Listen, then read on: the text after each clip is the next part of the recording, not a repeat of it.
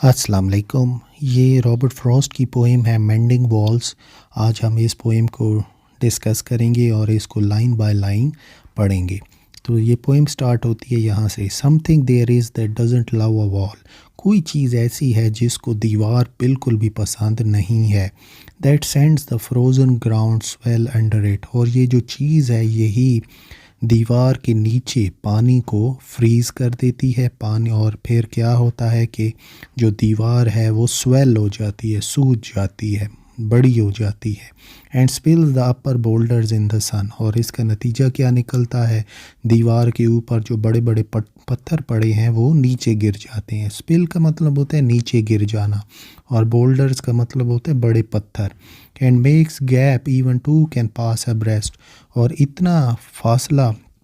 इतना गैप आ जाता है दीवार के अंदर कि दो बंदे बड़े आराम से गुजर सकते हैं। एब्रेस्ट का यहाँ पे मतलब है कंफर्टेबली, आराम के साथ। The work of hunters is another thing. मैं ये सोचता हूँ कि ये कहीं शिकारियों ने तो इस दीवार को नहीं गिराया। असल में अब जो पोएट है उसकी अपनी दीवार गिरी हुई है और वो ये सोच रहा है कि कहीं शिकारियों ने तो इस दीवार को नहीं गिराया। I have come after them and made repair. Poet कहता है कि मैं शिकारी के पीछे आता हूँ और अक्सर मैं दीवार को रिपेयर करता हूँ। Where they have left not one stone on a stone. और जब शिकारी आते हैं ना शिकार करके, जब वो वापस जाते हैं तो वो एक पत्थर को भी दूसरे के ऊपर नहीं छोड़ते, मतलब हर चीज़ को सत्यानाश करके चले जाते हैं।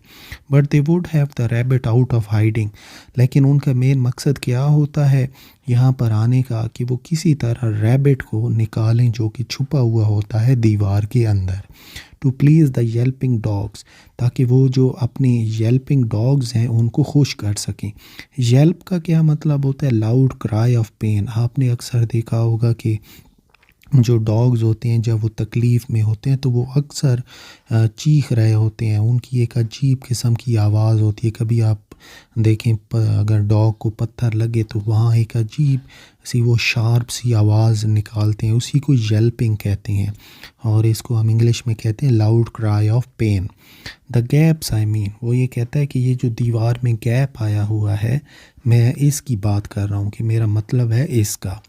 No one has seen them made or heard them made. और वो ये कहता है कि मैंने कभी भी नहीं देखा और ना ही कभी सुना है कि ये जो शिकारी हैं जब वो अपने डॉग्स लेकर आते हैं तो ये जब दीवार को गिराते हैं तो मैंने नहीं देखा कि उन्होंने कभी इस दीवार को बनाया है, या ना मैंने कभी किसी से सुना है कि वो जो चीज़ें गिरा के जाते हैं वो बाद में शिकारी जो है खड़े होकर क्या वाकई में उन चीज़ों को दोबारा से रिपेयर करते भी हैं कि नहीं। तो ये यहाँ पर हमारी जो फर्स्ट पोर्शन है पोएम का वो ख़त्म होता है। तो अभी तक हमने यही देखा है कि जो पोएट है उसके और जो उसका नेबर है उसके दरमियान एक दीवार है और ये दीवार गिर गई है। और अब जो पोएट है वो यही सोचने में लगा हुआ है कि ये दीवार किस तरह से गिरी है और आखिर इसकी वजह क्या है। अब वो अपने जहन में कुछ ख़यालात भी ला रहा है कि आया शायद ये दीवार शिकारियों ने गिरा दी हो, या शिकारी अपने कुत्ते लेकर आते हैं, रैबिट्स छुपे होते हैं दीवार के अंदर उन रैबिट्स को निकालने के लिए ताकि उनके डॉग्स खुश हो सकें। शायद उन्हीं ने इस दीवार को गिराया हो। लेकिन यहाँ पर जो पोएट है वो 100% श्योर नहीं है। अब हम आगे ज़रा देखते हैं क्या होता है। But at spring mending time we find them there. अब हमें ये भी पता चला है कि जो स्प्रिंग का वक्त है उसी टाइम ही हम अक्सर देखते हैं शिकारियों को यहाँ पर। I let my neighbours know beyond the hill, कि मैंने अब नेबर को बताया है, पहाड़ी के पार वो मेरा पड़ोसी रहता है, मैंने उसको बताया है कि इसी तरह जो आपके और मेरे घर के दरमियान जो दीवार है ना वो गिर गई है। And on a day we meet to walk the line. और हमने एक दिन फिर फिक्स किया, उस दिन फिर हम दीवार के साथ चले ताकि हम देखें कि दीवार कहाँ से गिरी हुई है ताकि हम उसको ठीक कर सकें। And set the wall between us once again, वही बात कि हम दीवार के पास चलें ताकि हम दीवार को ठीक कर सकें। We keep the wall between us as we go. अब जहाँ जहाँ से दीवार गिरी हुई थी ना, पोएट कहता है कि हमने ना उस दीवार को ठीक करना अब शुरू कर दिया है। वो अपनी साइड से दीवार ठीक कर रहा है, मैं अपनी साइड से ठीक कर रहा हूँ। To each the boulders that have fallen to each, जो जो पत्थर नीचे गिरे हैं ना, अब हमने वो पत्थर उठाकर दीवार के ऊपर रखने शुरू कर दिए हैं। And some are loaves and some so nearly balls, जो पत्थर नीचे गिरे हुए हैं ना, कुछ तो हैं वो बिल्कुल रोटी के टुकड़े की तरह हैं, मतलब कि छोटे छोटे लोव्स का हम ये कह सकते हैं स्मॉल स्टोन। और कुछ जो पत्थर हैं वो बिल्कुल बाल की तरह हैं, गेंद की तरह हैं, हम ये कह सकते हैं ये बड़े पत्थर हैं। We have to use a spell to make them balance. अब पोएट कहता है कि हमने कोई जादू ही करना होगा इनको बैलेंस करने के लिए। यानी हम ये सोच सकते हैं कि पोएट को और नेबर को ना बड़ी तकलीफ़ हो रही है पत्थरों को जोड़ने में। ज़ाहिर है वो ये कहते हैं कि कुछ स्पेल जादू सा हमने करना होगा कि इन पत्थरों को हम जोड़ सकें। ज़ाहिर है कुछ एक छोटा पत्थर है, एक बड़ा पत्थर है, इनको बैलेंस करना भी काफ़ी मुश्किल होता है। Stay where you are until our backs are turn. अब ये पत्थरों को ऑर्डर दे रहे हैं कि यहीं पर रुकना जब तक हमारी पीठ मुड़ नहीं जाती, मतलब जब तक हम यहाँ से जाते नहीं है ना, यहीं पर पड़े रहना। खैर है बाद में बेशक गिर जाओ तो कुछ नहीं होता। We wear our fingers rough with handling them. अब पोएट यहाँ कहता है कि हमने अपनी उंगलियाँ जो हैं उनको भी ख़राब कर लिया है इन पत्थरों को हैंडल करने में। रफ़ का हम ये कह सकते हैं स्पॉइल, ख़राब कर देना। और वियर का मतलब होता है थका देना, कि हमने अपनी उंगलियों को थका भी दिया है और साथ में उंगलियां हमारी रफ़ भी हो गई हैं। वो just another kind of outdoor game. वो पोइट कहता है ऐसा लगता है कि हम कोई बाहर ना आउटडोर गेम खेल रहे हैं, वन ऑन अ साइड। यानी मैं अपनी तरफ खड़ा हूँ, वो अपनी तरफ खड़ा है, और जैसे वॉलीबॉल नहीं होती, आप पहले उसकी तरफ फेंकते हैं, वो आपकी तरफ। इधर दीवार है और ये दीवार असल में इन्होंने नेट बनाया हुआ है, और जो गेंद कौन सी है वो छोटे छोटे पत्थर हैं। जहाँ जो पत्थर गिरता है ये ऊपर उठा के रखते हैं, उनकी तरफ पड़ोसी की तरफ कोई पत्थर उठता है वो उठा के यहाँ पे रखते हैं, one on a side. It comes to little more, और हमारे लिए ना ये कुछ ज़्यादा ही है, मतलब गेम से हमारे लिए ये कुछ ज़्यादा ही है। हम ये जो दीवार रिपेयर करने का प्रोसेस है, ये पोएट को और नेबर को बिल्कुल एक गेम की तरह लग रहा है। यानी पोएट कोई पत्थर रखता है, वो अब उसकी तरफ गिर जाता है, वो कोई ने पड़ोसी है वो कोई पत्थर दीवार के ऊपर रखता है, वो दूसरी तरफ गिर जाता है। तो ये एक किस्म की ना गेम खेल रहे हैं दोनों, और पोएट अपनी साइड पे खड़ा है उसकी अपने घर वाली साइड पर, और जो नेबर है वो अपनी साइड पे खड़ा है।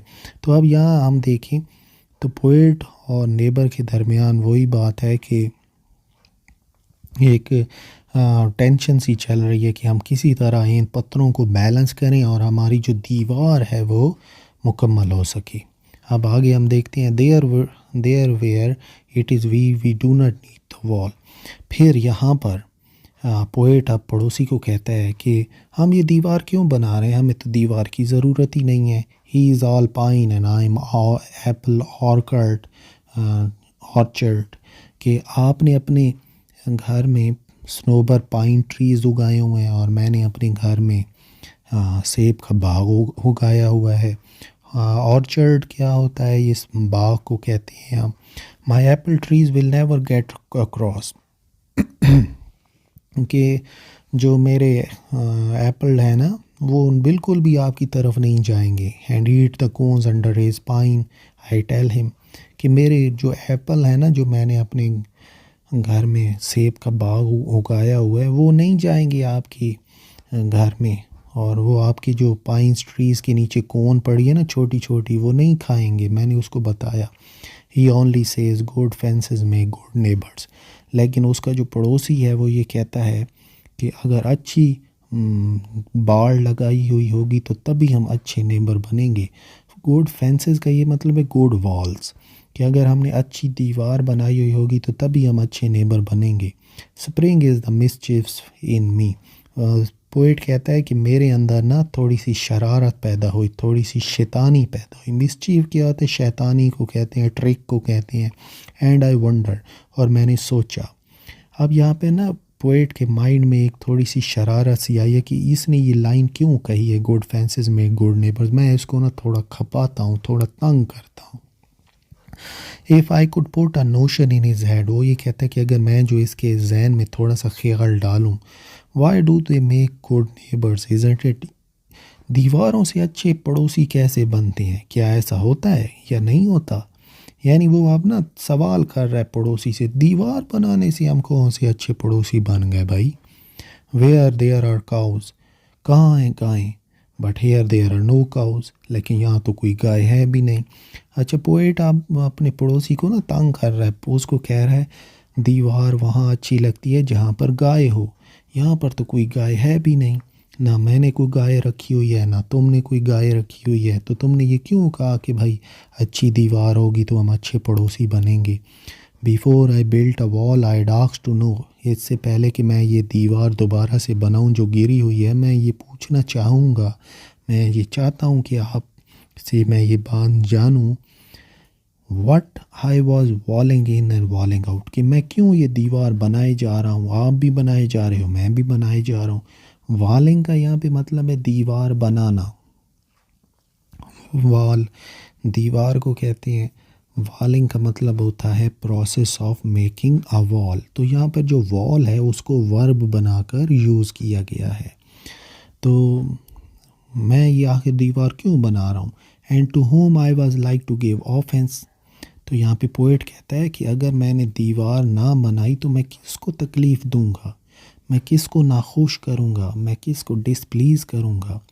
असल में वो जवाब पूछना चाहता है अपने पड़ोसी से कि उसने क्यों ये बात कही है, गुड फेंसेस में गुड नेबर्स, वही शरारत उसके जहन में चल रही है, उस माइंड में चल रही है कि मैं किसी तरह ना तंग करूं अपने पड़ोसी को। अब आगे हम देखते हैं, something there is that doesn't love a wall, कोई तो चीज़ ऐसी है जो दीवार को पसंद नहीं करती, दैट वांट्स इट डाउन, वही इस दीवार को गिरा देती है। I could say elves to him, मैं उसे कह सकता था ये एल्व्स भी करते होंगे। एल्व्स असल में जर्मनी की मिथोलॉजी के अंदर ये मखलूक होती है सुपर नेचुरल, और ये बड़ी शरारती सी होती है, और ये अक्सर जब लोग अपने घरों में सो रहे होते हैं ना तो ये लोगों की आके दीवारें गिरा देती है। तो वहीं से रॉबर्ट फ्रॉस्ट भी अपने माइंड में सोचते हैं कि कहीं इधर आसपास एल्व्स तो नहीं रहते, but it's not elves exactly. साथ में वो कहते हैं कि नहीं ये एल्व्स नहीं है, and rather he said it for himself, और ये बात असल में उसने अपने लिए कही। आई सी हिम देयर, मैंने उसको देखा कि वो वहाँ पे खड़ा था। Bringing a stone grabs firmly by the top, उसने एक पत्थर उठाया हुआ था और बड़ी मजबूती से सर के ऊपर उसने वो उस पत्थर को उठाया हुआ था। ग्रैस्प का मतलब होता है पकड़ना, फर्मली का मतलब होता है मजबूती से।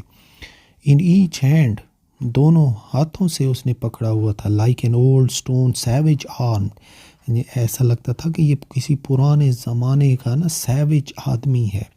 पुराने ज़माने में जब इंसान गारों के अंदर रहा करते थे तो वो यही सोचा करते थे कि जो मेरा घर है, मैंने अपने घर को बचाना है अपने पड़ोसी से, और इसीलिए वो एक बहुत ही खूबसूरत सी एक बड़ी पायदार किस्म की दीवार बनाया करते थे। सैविज का यह मतलब है wild. He moves in darkness as it seems to me, वो फिर डार्कनेस में चल के जाता है।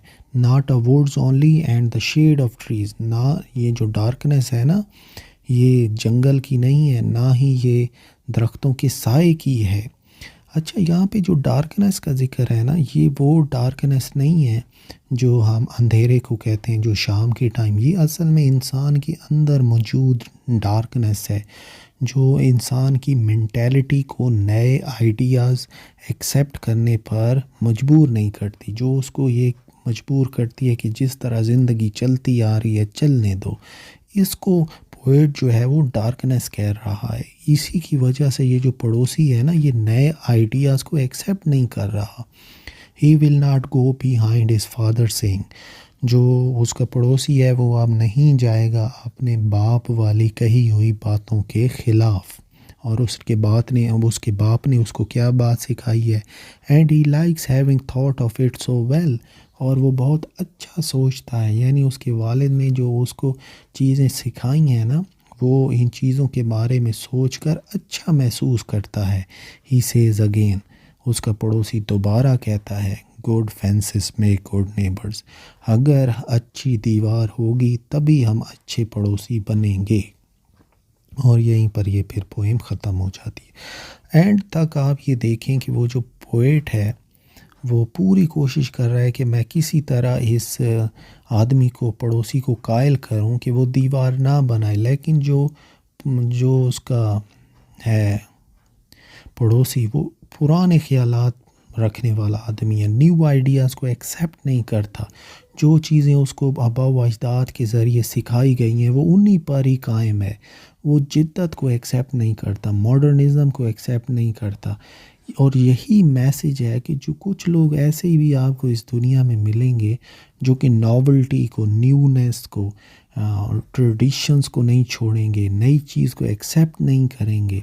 और यही मेन थीम है इस पोएम का। तो चलिए अब हम समरी कर लेते हैं। स्पीकर और नेबर जो है एक दीवार को फिक्स कर रहे हैं, बना रहे हैं। स्पीकर सवाल करता है कि दीवार बनाने की आखिर क्या ज़रूरत है, मैं सेब उगाता हूँ, आप सनोबर के दरख्त उगाते हैं। स्पीकर जो अपने पड़ोसी को कहता है कि दोबारा से सोचो कि दीवार हम बनाएं या ना बनाएं। लेकिन उसका पड़ोसी कहता है, गुड फेंसेस में गुड नेबर्स, कि अगर अच्छी दीवार हुई तभी हम अच्छे पड़ोसी बनेंगे।